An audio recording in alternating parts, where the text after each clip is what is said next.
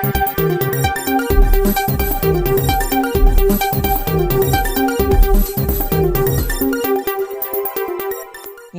मित्रों, अमारी eighty news channel में तमारुं स्वागत है। मित्रों, देश दुनियानी ताजा खबर जाणवा माटे अमारी चैनल ने मित्रों तमे अत्यारे सब्सक्राइब करी देजो। जी आ मित्रों, अत्यारे हालनी सौथी मोटी अने दुखद खबर सामे आवी रही छे।